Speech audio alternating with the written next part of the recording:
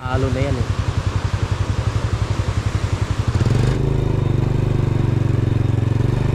Good morning.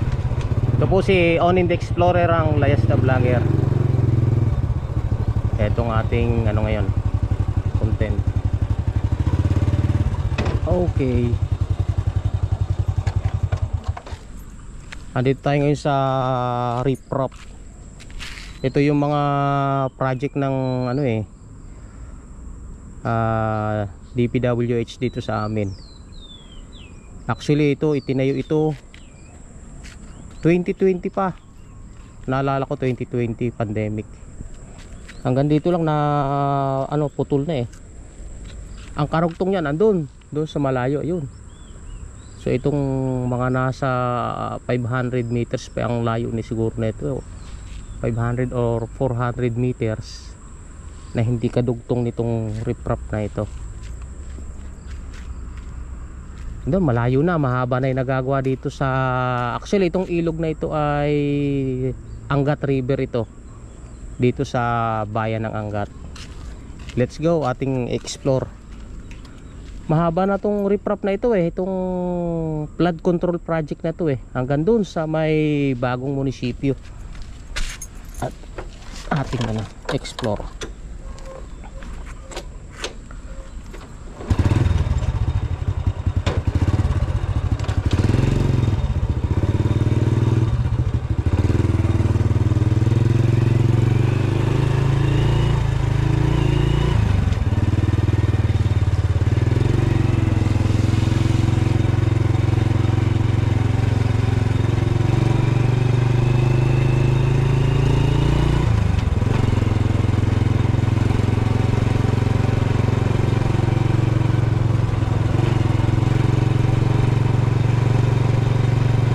Lalabas ano eh, bali 5 years na palang ginagawa itong riprap na ito na hanggang ngayon hindi pa tapos, hindi pa kompleto yung project.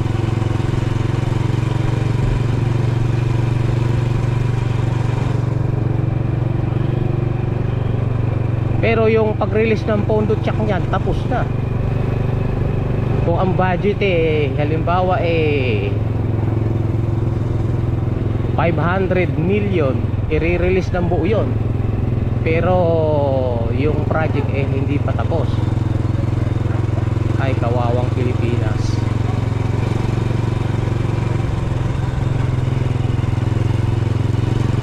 Five years na no. Merong ginagawang tulay dito, good. Dito po sa bayan ito ng Angat papuntang Laog, yung tulay na yun ang ginagawa.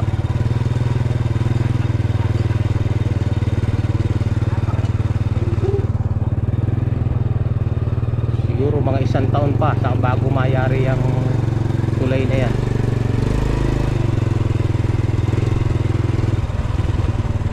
Mahaba-haba rin tong riprap na to.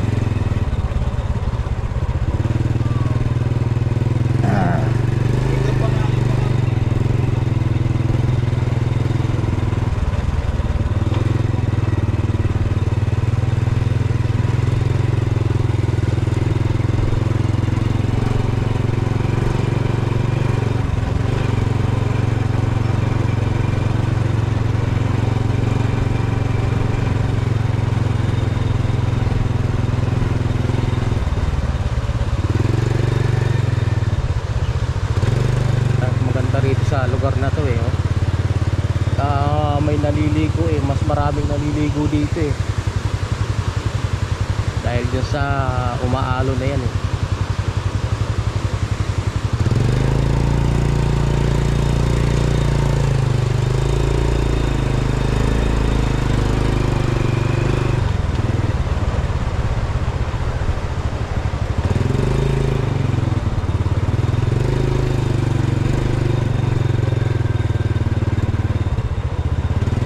Kabilang ibayo na yan, Laog yan eh, barangay Laog. Nakita ko nung mga nakaraang ito'y sinisimulan, pati dun sa kabila sinusukat yan eh. Ibig sabihin yung flood control project eh hindi lang dito sa side na to, patay dun sa kabila, pero wala pang nakatayo. Papansin nyo yung kabila na yan oh. Wala pang nakatayong riprap.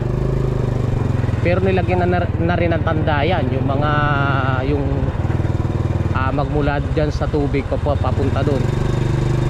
May sukat yun kung ilang metro eh. Nilagyan nila na ng tanda yan eh.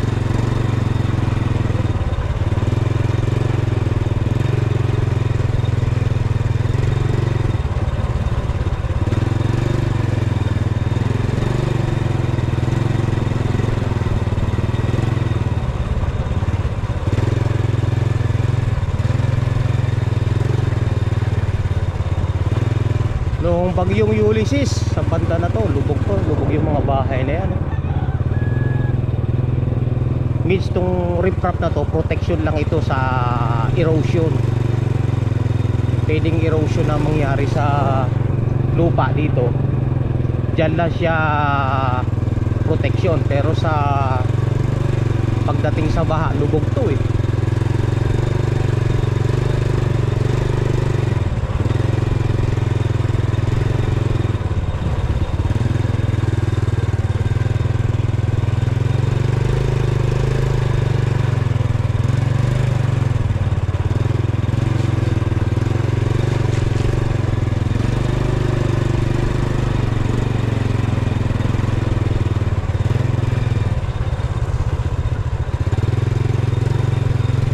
Silbing easement itong ano na ito eh, riprap na to eh.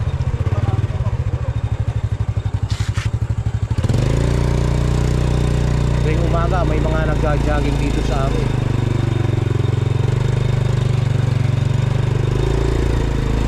Ayun, ang riprap sa dulo hindi pa gawa, ayun, ongoing pa rin.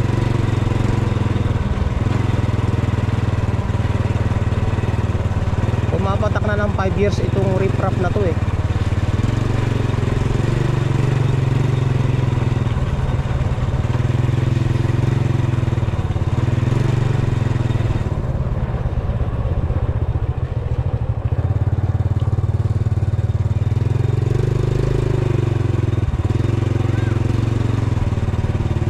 Nakakadaan na pala dito ah.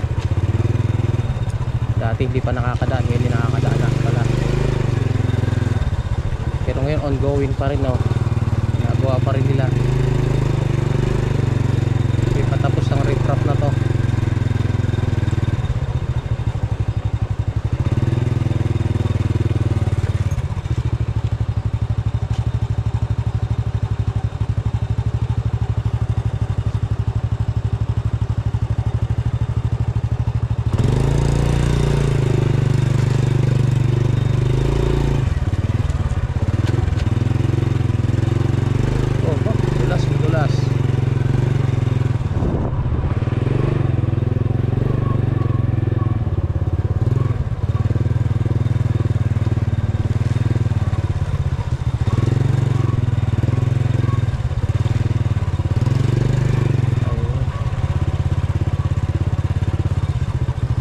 Ito yung bagong municipality ng bayan ng Angat. Hanggang dito na pala yung nagagawa.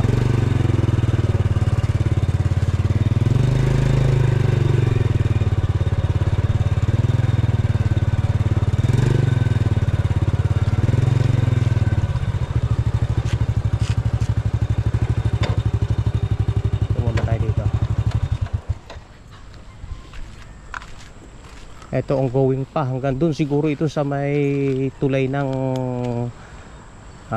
Angat, dun sa may mahabang tulay sa may Santa Lucia.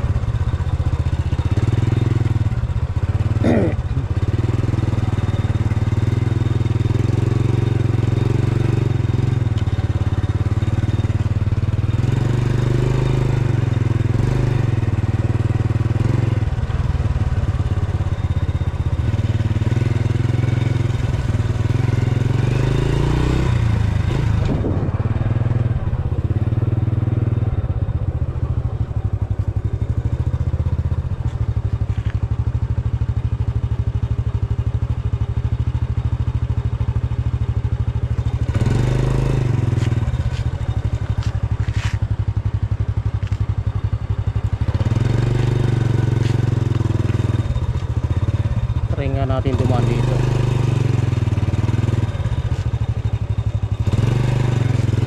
Parang hindi na tayo ikot ng malayo.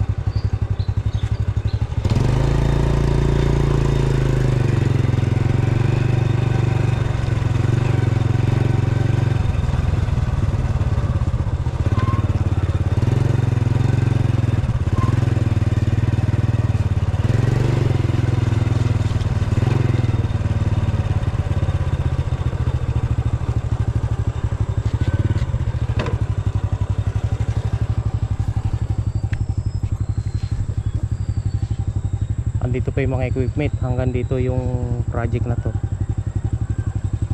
hindi pa tapos. Doon tayo galing kanina sa baba na yun. Doon. Ito yung bagong munisipyo ng bayan ng Angat. Ang ganda, ang laki oh. Pero sana ang laki ng munisipyo ng bayan ng Angat oh.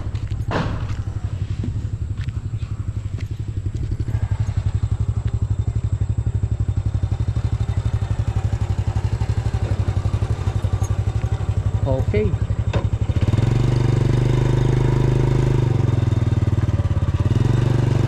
Ginagawang landscape.